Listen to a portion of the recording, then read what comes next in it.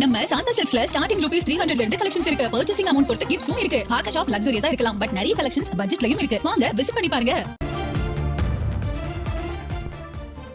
பேரவையில் கரூர் சம்பவம் தொடர்பாக முதலமைச்சர் ஸ்டாலின் விளக்கத்தை அளித்து வரக்கூடிய நிலையில் இந்த சம்பவத்தில் அனைவரும் பொறுப்புணர்வுடன் செயல்பட வேண்டும் என்று கருத்து தெரிவித்திருக்கிறார்.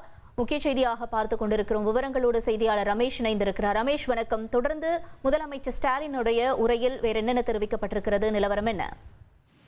வணக்கம். கரூர் சம்பவத்துல அனைவரும் பொறுப்புடன் செயல்பட வேண்டும் அப்படின்னு முதலமைச்சர் மு க ஸ்டாலின் கருத்து தெரிவிச்சிருக்காரு. அதாவது இன்றைக்கு சட்டப்பேரவையில கரூர் விவகாரம் ஒரு பெரிய விவாதமாக மாறியது. எதிர்க்கட்சிகளின் பல்வேறு கேள்விகளுக்கு முதலமைச்சர் மு க ஸ்டாலின் விளக்கமாக பல்வேறு பதில்களையும் கொடுத்திருந்தார்.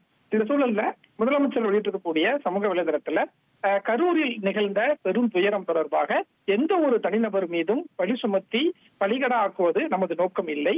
எனினும் திட்டமிட்டு அரசு மீது பொய்களை சிலர் பரப்பும் போது நடந்த உண்மையை விளக்க வேண்டியது அரசனுடைய கடமையாகிறது அப்படின்னு அதுல முதலமைச்சர் சொல்லியிருக்காரு. அதே மாதிரி இனி இப்படி நிகழாமல் தடுப்பதற்கான நிலையான வழிகாட்டு நெறிமுறைகளை அரசு வகுத்து வருவதாகவும் உச்சநீதிமன்றத்தின் இறுதி தீர்ப்பின் அடிப்படையில அனைத்து நடவடிக்கைகளையும் அரசு மேற்கொள்ளும் அப்படின்னும், அனைத்தையும் விட மனித உயிர்களே விலை மதிப்பற்றது என்ற பொறுப்புணர்வுடன் அனைத்து தரப்பினரும் பொறுப்பாக செயல்பட வேண்டும் அப்படின்னும் முதலமைச்சர் மு க ஸ்டாலின் கருத்து தெரிவிச்சிருக்காரு. தகவல்களுக்கு நன்றி ரமேஷ். நம்ம சாந்தா சில்க்ஸ்ல ஸ்டார்டிங் ரூபீஸ் 300 ல இருந்து கலெக்ஷன்ஸ் இருக்கு. பர்ச்சேசிங் அமௌண்ட் பொறுத்து கிஃப்ட்ஸும் இருக்கு. ஆகா ஷாப் லக்ஸூரியஸா இருக்கலாம், பட் நிறைய கலெக்ஷன்ஸ் பட்ஜெட்லயும் இருக்கு. வாங்க விசிட் பண்ணி பாருங்க.